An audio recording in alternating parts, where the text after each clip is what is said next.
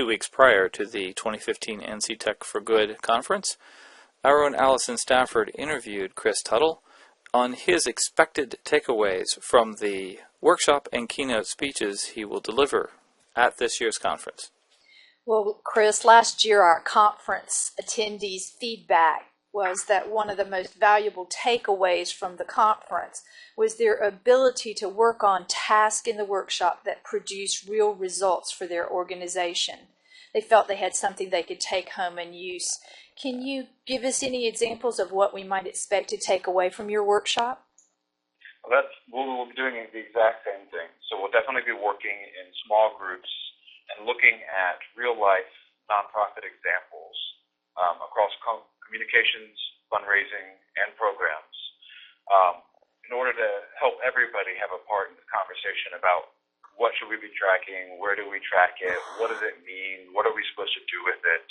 But we're also going to be utilizing some worksheets from IdealWare's previous work and some of their workbooks that we'll be bringing and actually asking folks to put these lessons immediately to task. So immediately starting to think about our own organization's goals, objectives, the metrics that we do have access to, that we don't have access to, but we should, and how we utilize them better. And I just want to reiterate that a lot of our talk about metrics isn't about how we do more, it's how we do more with less. In that, I think we all know we have data out there, especially when it comes to communications and fundraising, and we probably know we have some data available to us with regards to our programs and services. But just because we have data doesn't mean that it's actually useful, or that it actually relates to our goals, or that it's actually what we should be tracking or looking at. So we're really going to get into detail across all of these issues and helping folks understand what metrics are most important for their organizations so that we can be making informed decisions based on these metrics and ensuring that we know what works and what we should be doing so that we're not simply gathering to collect, but we're collecting what is most important to gather. I saw that the background for one of your presentations on the website was measuring what matters. Is that kind of where you're going? It is, yeah. Measuring what matters is a session that I've used or led multiple times at different summits and conferences around the country. And we'll be using aspects of that with this. It's actually one of the reasons I do work with IdealWare so closely is we utilize the same concepts of engagement pyramids and the same strategies around goal-oriented metrics. And we believe in the same things there. And so that alignment allows us to very easily work together to develop programs like today's. Is there any piece of advice that you'd give a conference workshop participant that they maybe could have or be prepared to have with them when they come to your workshop? Well, I think first and foremost, it's going to be ensuring that we have the relevant information with the topic we're talking about. So if it's an executive director who's coming to the table or coming into our workshops, making sure that they know from either speaking with the appropriate staff or working with others in their team, knowing what they already track and why they track it is going to be incredibly helpful.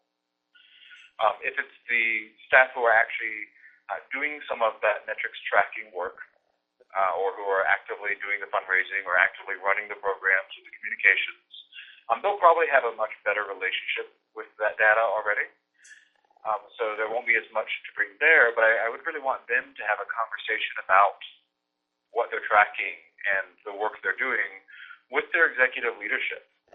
I would love for them to come to the workshop with an understanding of what the executives and their leadership in their organization would like more of from that data or to better understand from that data. So really it's understanding other people's perspectives. And then, of course, I know we'll have some people who are the only person in the organization or one of a handful that are probably doing all of this work. So. I think that was my last question was, is there a role for what small nonprofits without a lot of technological savvy can actually do for themselves? And if they are just taking a look at this process for the first time, is there some means to self-assess? Mm-hmm. There is. we'll definitely be talking throughout about different means of self-assessing our work.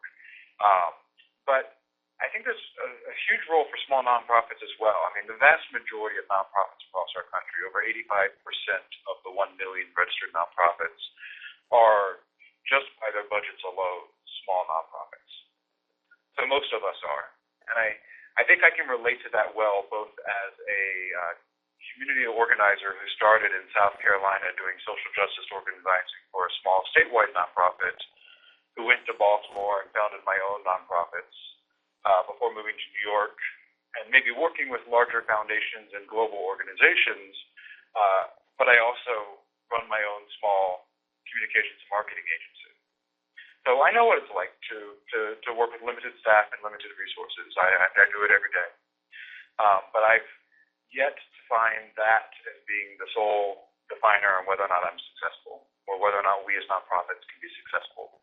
I think it's, as we said earlier, I think it's really better understanding how to focus and utilize different tools, technology, as well as the tactics and the metrics that we're tracking in order to do our work more effectively. That really is the definer on whether or not we're going to be successful.